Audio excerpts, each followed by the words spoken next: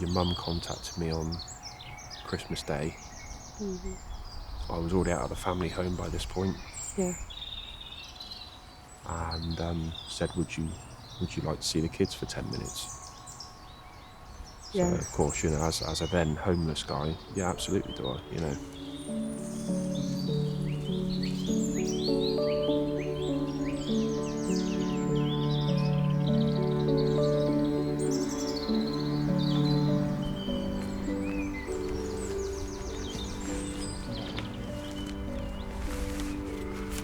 Get that one in your hand.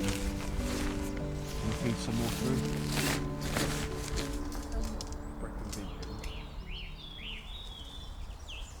The word addiction, to me, something I've learned over the last 4 years of being in recovery, is what people see as addiction: substances, shopping, abusive relationships, gambling, alcoholism. They're just symptoms of addiction, of inferiority, overwhelming fear. Addiction to me is that it's that feeling in here that feels out of sorts or it's how you treat it. Yeah. So when you're trying to function as a dad, as a husband, as a worker, self-employed, and you're physically unable to get up and perform those roles every day without putting a substance in yourself, that's a pretty big moment.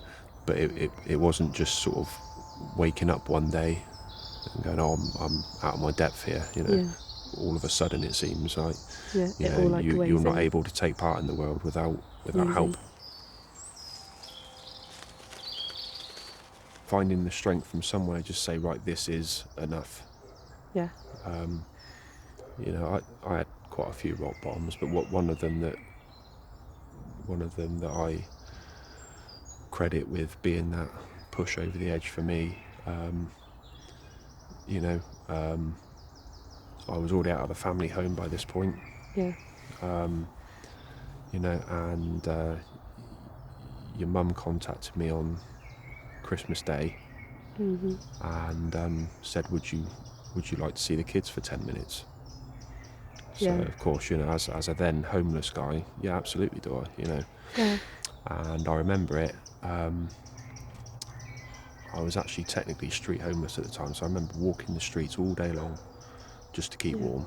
You're looking through people's windows, they've got their tree up, their lights on, everyone's sat around having a good time. Yeah. And then you guys pulled up and I got to see you through the back window of a car for 10 minutes. Yeah. Bollocks. It's okay. I think we feel like that as well. I said I wasn't going to do that. It's okay.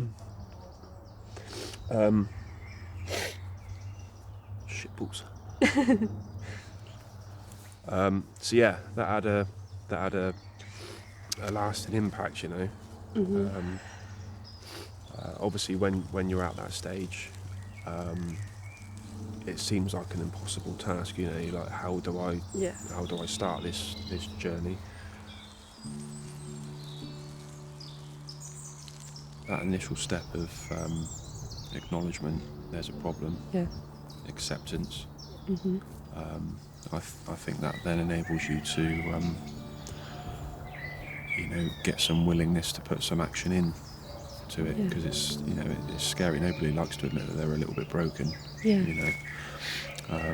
So yeah, I'd say the action part, because I believe from my experience that thoughts and intentions without actions are just fantasies. Nothing's going to change unless anything changes. Yeah. So exactly. I think that initial first one is, that's the catalyst for everything that can follow then afterwards. On a good day, gratitude comes easy. Yeah. When you've had to sleep on the streets and you've got nowhere to go, and come downstairs and click the kettle on for a brew in the mornings, simple little things. So quite often things on my gratitude list, some of them do repeat every day because you are genuinely grateful for them. You know, like the kids are happy and healthy. Yeah. You know, you can self-sustain a family by going up and going to work every day. You know, things that probably most people might take for granted. Yeah. Get to go out on your bike on a Sunday. Yeah, you know, I work hard throughout the week, and then I enjoy some solitude time out on the hills on the bike at the weekends. Yeah. There's another one. Unfortunately, my addiction took me to places where I never thought was even possible. Yeah. So the fact you can wake up every single day and not have your day dictated by something. Yeah. There's a freedom with that. Nice one.